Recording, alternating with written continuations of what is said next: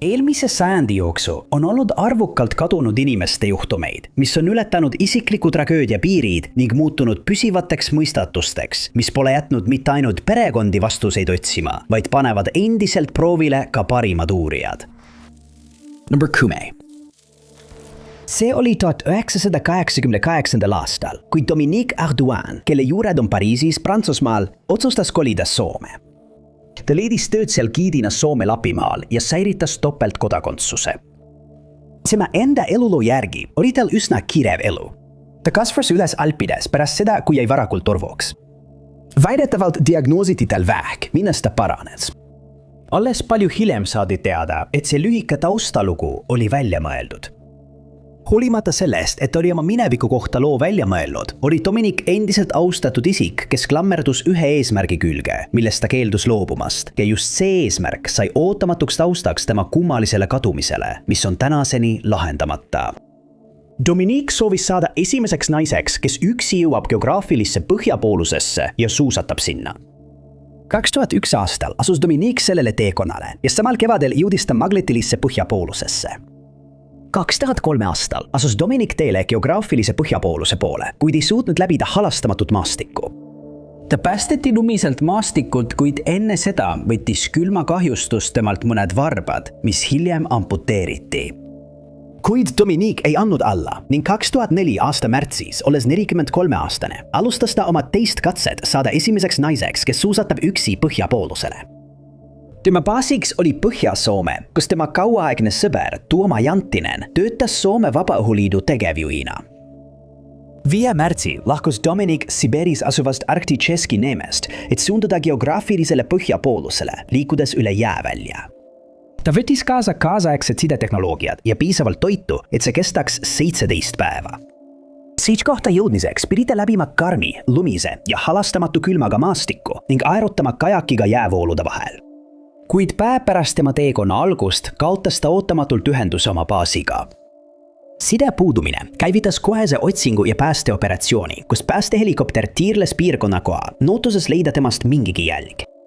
Kuigi nad ei leidnud Dominique'i, leidsid päästetöötajad siiski teise ränduri, Frédéric Chimard-Bédet, kes oli päev varem eraldi missioonil kaduma läinud.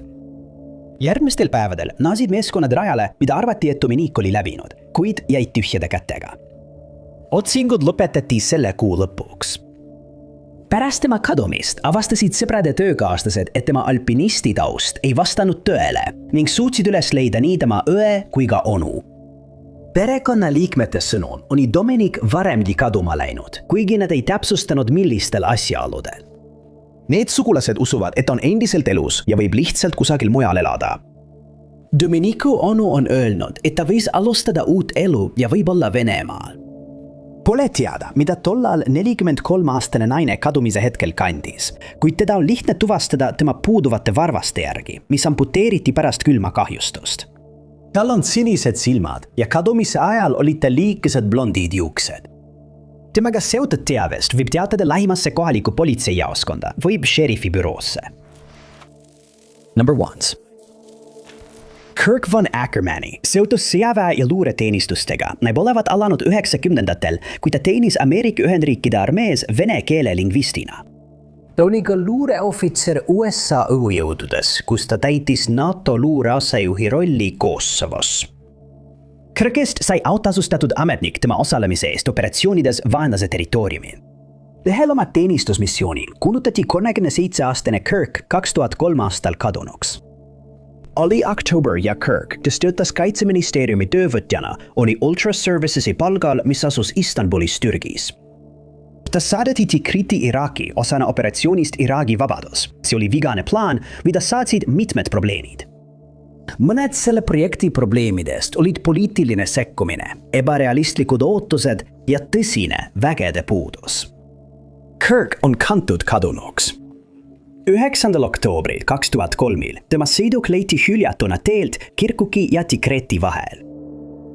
Vahetult enne auto läidmist helistas Kirk oma kolleegile Ryan Manalikule ja selgitas, et tal on rehv tühi ning ta vajab tungrauda. Kui sündmuskohale abi andma jõuti, polnud Kirki enam kusagil. Tema mahajäetud autos oli kogu tema varustus, sealhulgas satelliittelefon, arvuti ja kohver. Samuti valveta $40,000 sularahas. USA armee kriminaaluurimise osakonna suurhangete pettuste üksus uuris nii Kirki kadumise juhtumit kui ka õnnetut vahejuhtumit, mis oli seotud Manilikuga ja leidis aset vaid 2 kuud varem. Maniliku isa sõnul oli ta saanud oma pojalt e-kirja, mis sellele viitas. Ta kahtlustas, et tema kolleegid Ultra Servicesis, kelle veebisaid väitis, et nad on Pentagoniga teinud äri $14 miljoni väärtuses, võivad olla seotud pettustega Ameerika Ühendriikide armee hankeametnikega.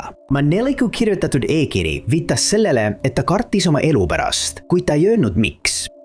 Kriminaaluurijad ei pruukinud suuta kinnitada, kas Kirk oli sattunud halva lõpu osaliseks, eeldades, et ta oli ebaõnnestunud röövimiskatse ohver, mis võis olla seotud või mitte olla seotud Maneliku juhtumiga. Peale selle ei ole uurijad rohkem teavet avaldanud, kuna tegemist on kõrge profiiliga ja endiselt käimasoleva juhtumiga. Kirk on kantud üheks 5 kadunud mehest, kes on olnud Kaitseministeeriumi lepinguliste töötajate hulgas alates operatsioon Kõrbetorm algusest. Tema kadumine on endiselt vaidluste allikaks. Teda on kirjeldatud kui valgenahalist meest Maas Beachilt Californiast. Tal jäi maha abikaasa ja 3 last ning ta oli Seabell Systemsi juhataja San Mateos, Californias.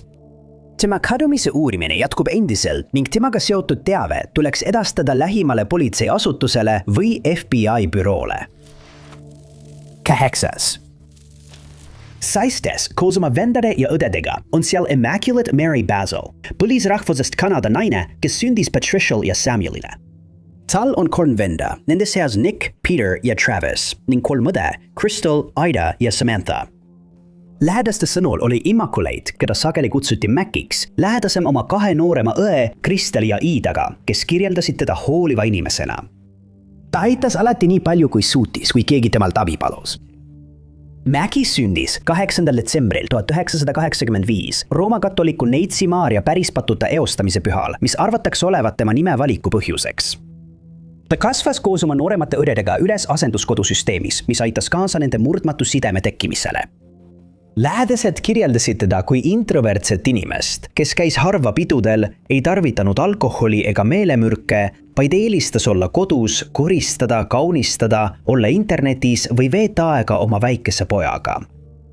Just selle introvertse käitumise ja ettevaatliku iseloomu tõttu olid tema pereliikmed segaduses, kui said teada, et 2013 aastal oli ta üksi peole läinud, sündmus, millest sai tema kadumise ootamatu taust. See oli 13 juuni, kui Maci lahkus kodust ja suundus Tachi reservatsiooni, et osaleda peol. Pole avalikult teada, kes veel sel õhtul koos viibimisel viibisid ning ainult 2 inimest on avalikult nimetatud. Üks neist inimestest oli Keith, Maci nõbu, kellega ta sel õhtul kohtus.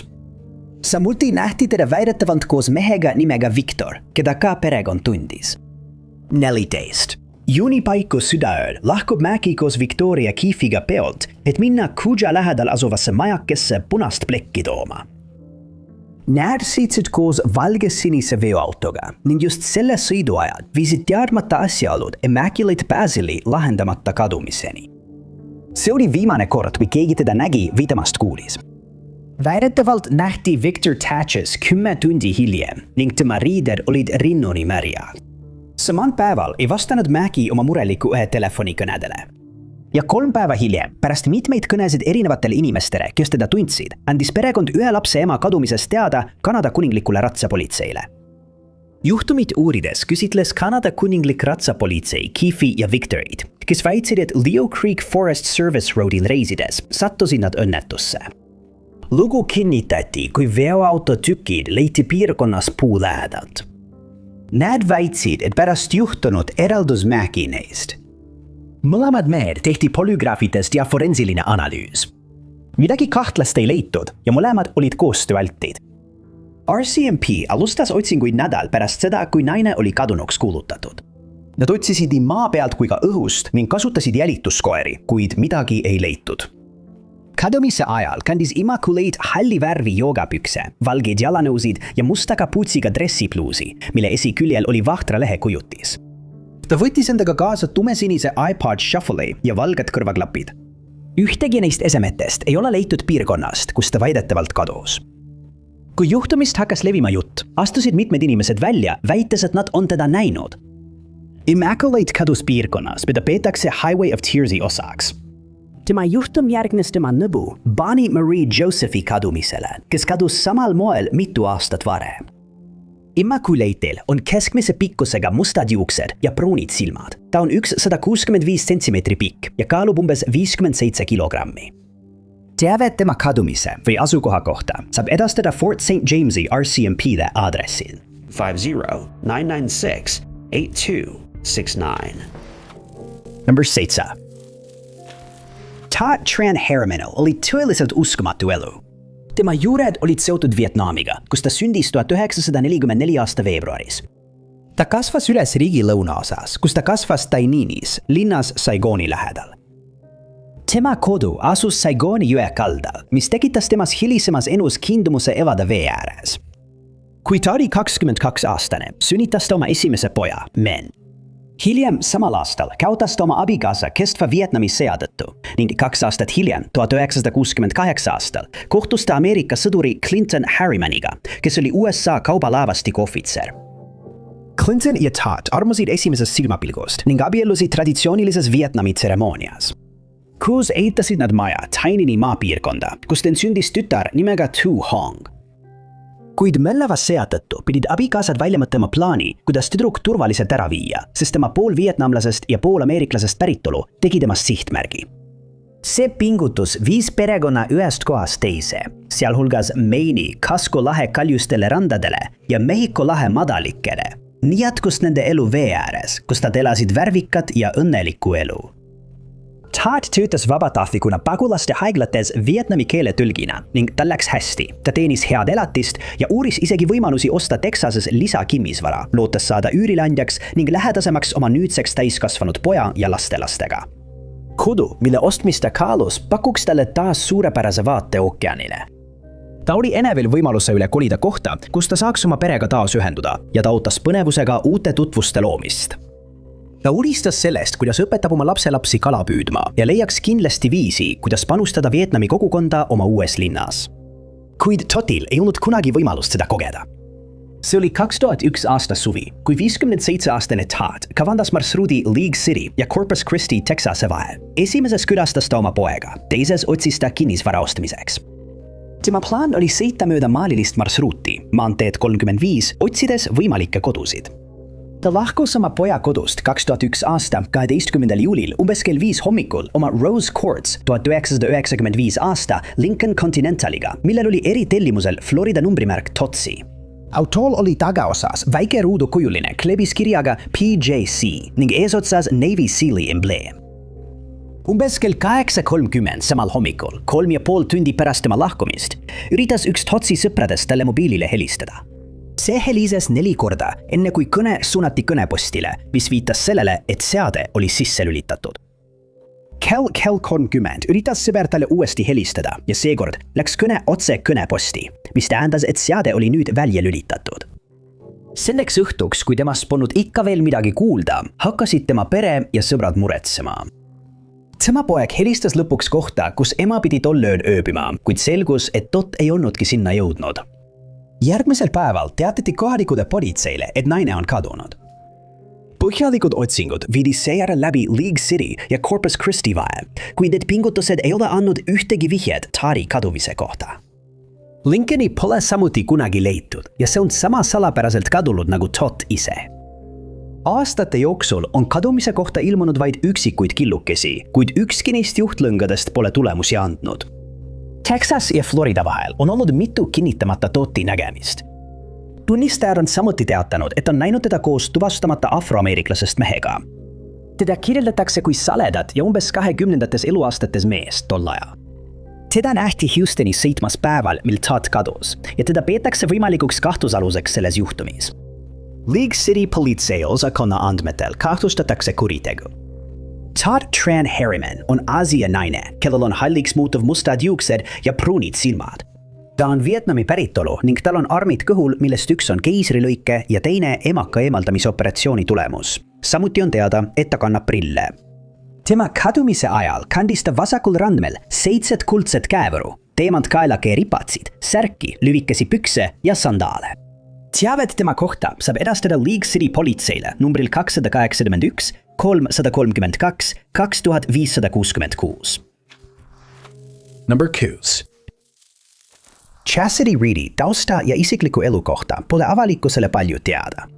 Ta sündis 22. augustil 1978 ja elas 2002. aastal Little Rockis, Arkansas.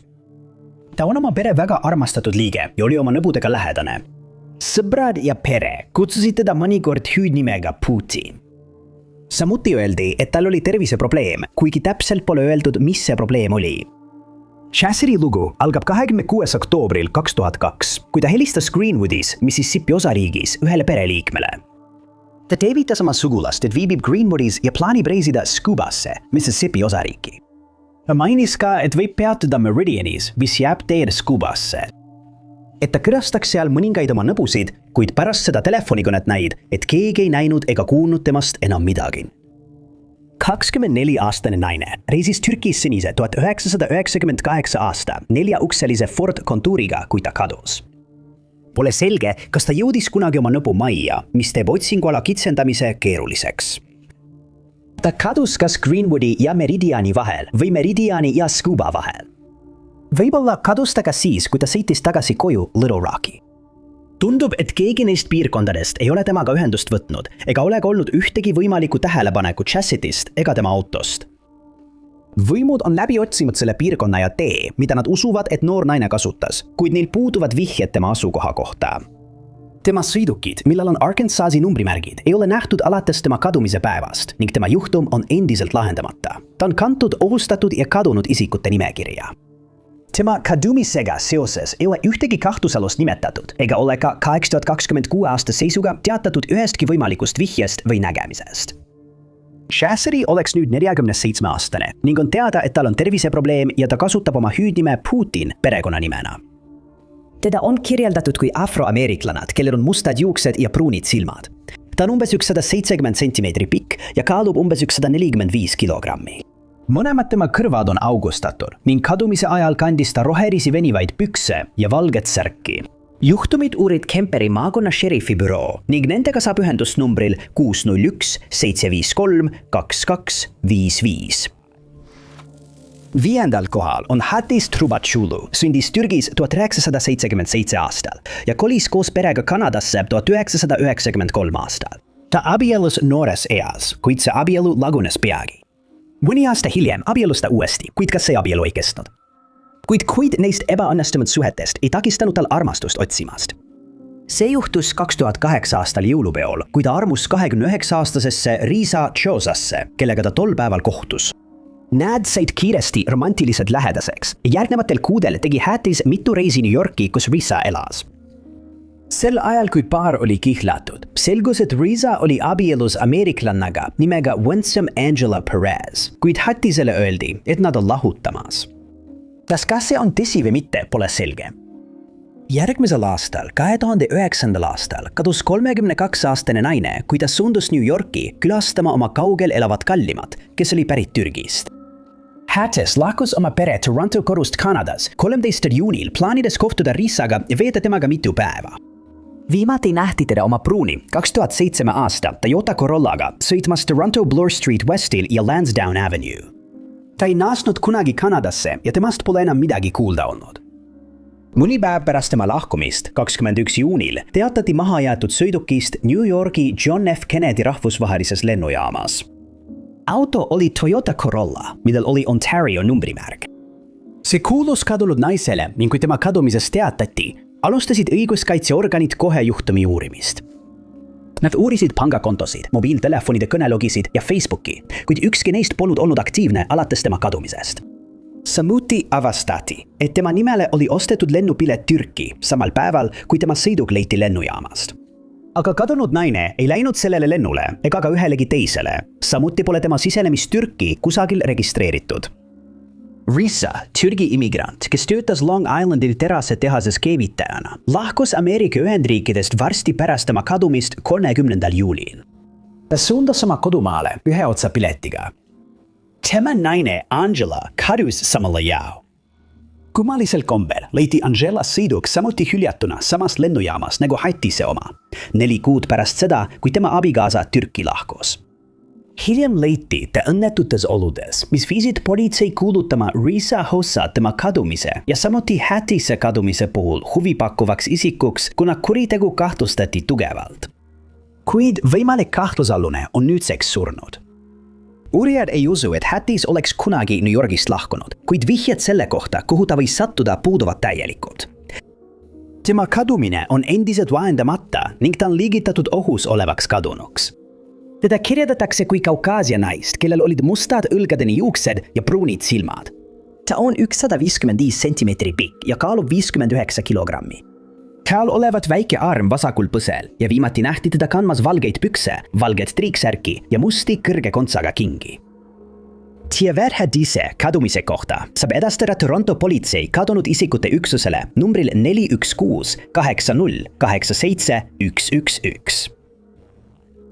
Vihjeid saab jagada ka veebis aadressil 222tips.com või Toronto politsei Facebooki lehel.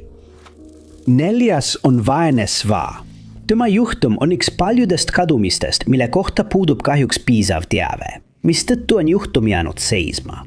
Ja see sunnib uurijaid lootma ainult avalikkuse abile, kes omakorda sõltub olemasolevast teabest. Poori juhtumi kohta on aga kirjas vaid põhiandmed. Tema tausta, kasvatuse, päritolu ega isikliku elu kohta pole palju teada. Avalikkusele on antud kadunud naise välimuse põhiline kirjeldus ja sündmuste põhiline ajakava, mis viisid tema kadumiseni. Teabe puudumine ei muuda siiski fakti, et ta on kadunud isik, kelle juhtumit tuleks käsitleda. See oli 12. märts 2002, kui Poor, kes oli tol ajal 22-aastane, nähti viimati Minneapolises, Minnesotas. Pole kindel, mis asjaoludel ta selles piirkonnas viibis või kas ta elas seal, kuid just seal ta kadus ning teda pole sellest ajast saadik nähtud ega temast kuuldud. 1 nädal pärast tema kadunuks kuulutamist leiti tema sõiduk, mille kohta kirjeldus puudub, hüljatuna. Pole avalikustatud, kus või kuidas sõiduk leiti, kuid kadunud naist ei olnud selle sees ega selle läheduses. Sõiduki leidmisega Poori juhtumi ajajoon lõpeb ning Brooklyn Centeri politseiosakond jätkab uurimist, tuginedes ainult vihjetele. Uurijad ei saa kindlalt öelda, mida ta kadumise hetkel kandis, kuid praeguseks oleks ta 46-aastane ja on olnud kadunud 24 aastat.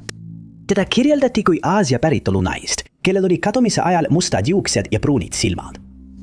Ta oli 145, 150 sentimeetri pikk ja kaalus 50-54 kilo ning väidetavalt oli talle alumistele silmalaugudele tätoveeritud sinine silmalainer. Juuksed olid kadumise ajal veidi üle õlgade pikkused. Teabe tema kadumise ja asukoha kohta saab edastada Brooklyn Centeri politseiosakonnale numbril 763 56 93 333 33. 3.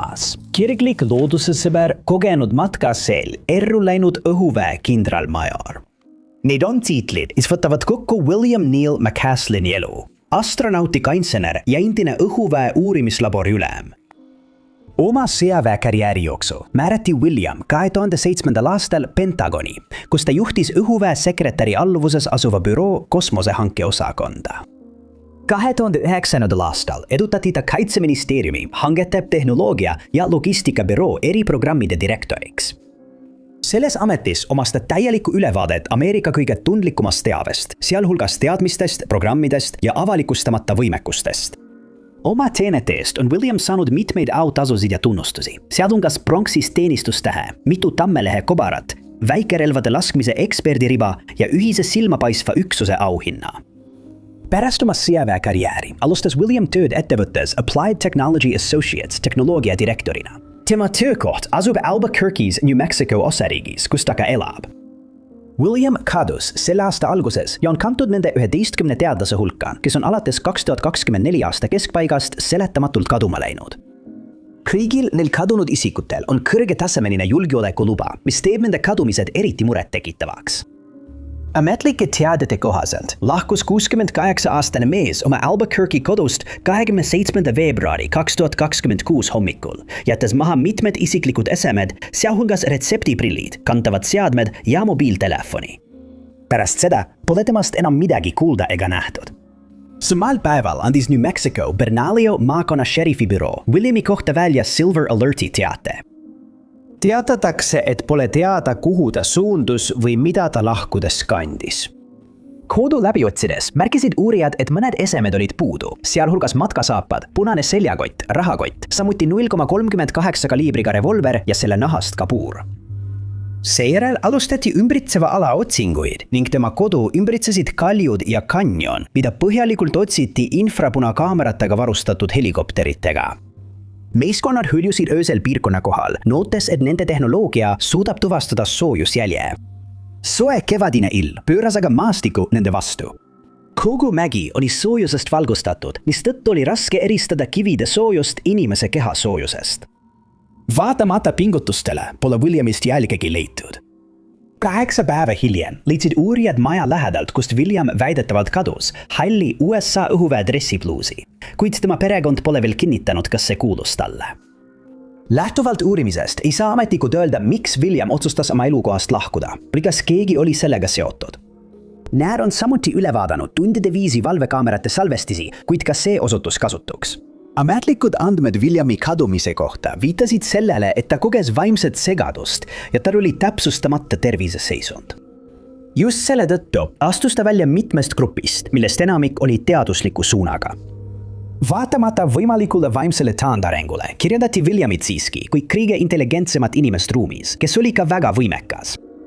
Tema kadumine on kahtlemata tema puhul ebatüüpiline. Sellest aasta aprillist alates on need kadumised võetud Valge Maja uurimise alla osana laiaulatuslikust juurdlusest, mis puudutab kõrge julgeolekuloaga isikute kadumist, millest enamik on siiani lahendamata.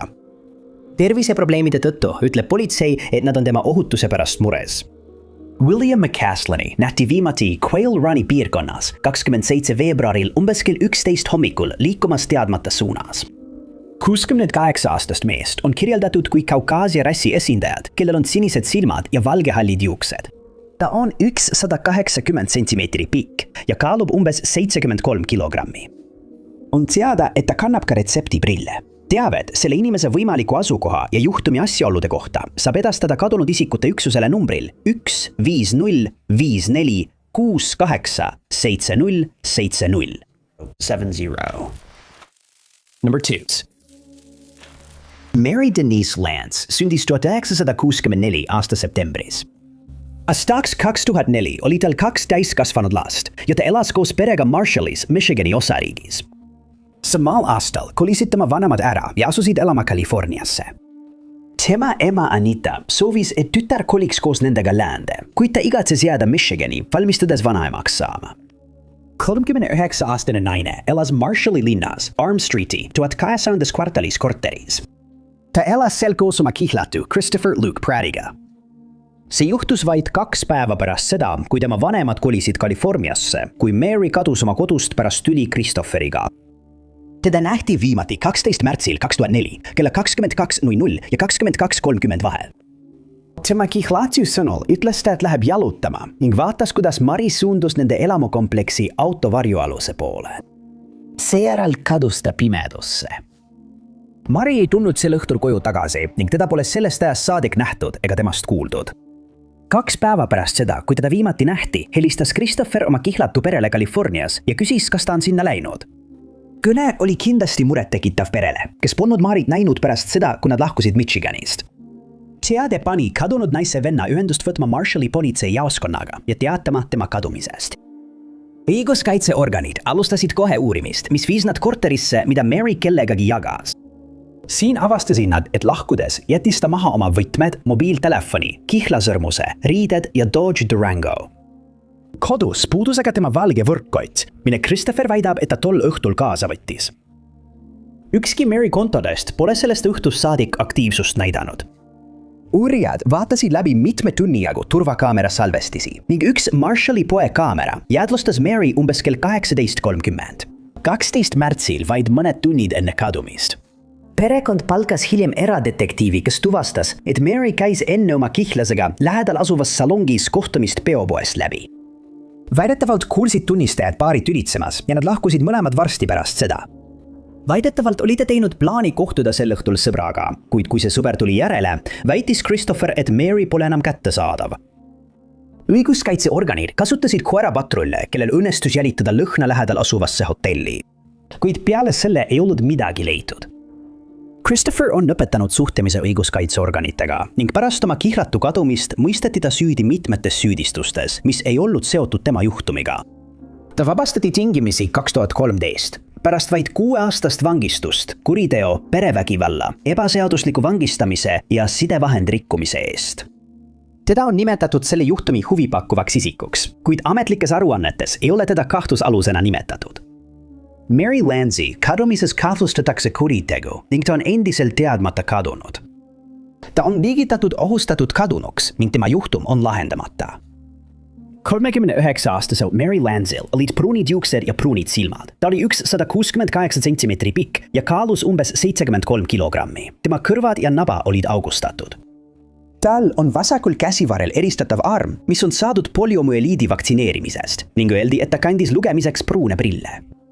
Tema parem kõrvanibu on rebenenud ning väidetavalt nähti teda viimati kandmas sinist haiglavluusi, millel olid kas kaisukaru või käsnakalle kujutised, tumesiniseid haiglapükse, jalas paelteta tosse, pruuni jopet ning kaasas oli valge võrkkott.